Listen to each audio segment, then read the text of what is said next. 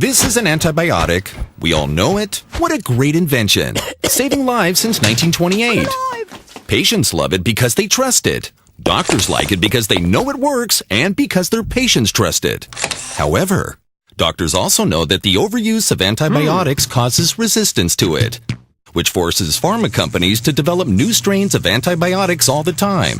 And this development raises the price of medication and the total cost of healthcare worldwide. But doctors also know that their patients want to leave their offices with a prescription for medicine that will make them feel better. And that led doctors to prescribe antibiotics for the flu virus even when they knew it was the wrong thing to do. And HMOs are caught in the middle.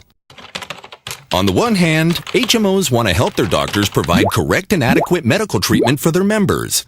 But cynical patients think that HMOs try to cut costs at their expense. Stopping funding for antibiotics for influenza cases would be a real problem in the patient-HMO relationship. So, what can be done?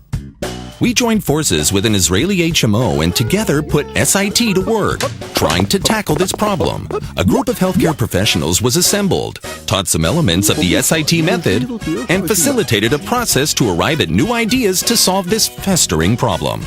Ideas were both generated and implemented. Some of the best ideas were put into effect immediately by the HMO. For example, they made it easy for a doctor to receive information about the status of influenza-related data in his immediate area. This data made it easier for the doctors to more accurately diagnose patients. Additionally, patients were prescribed a viral prescription for self-treatment using over-the-counter medications, which immediately takes care of the symptoms and the overall ickiness related to the flu.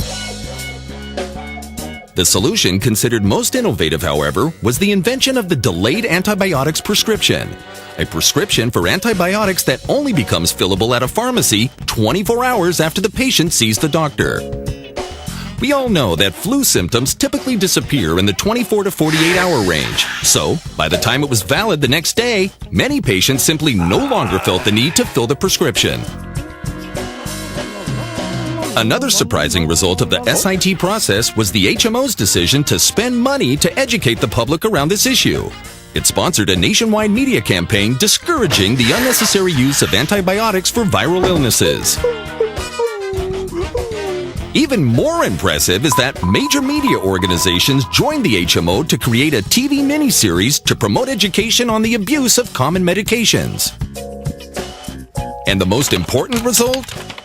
The following winter, a significant 27% reduction in antibiotic purchasing for influenza visits.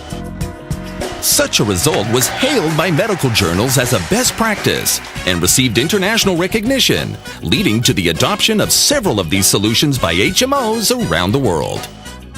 SIT, making the world a better place through innovation.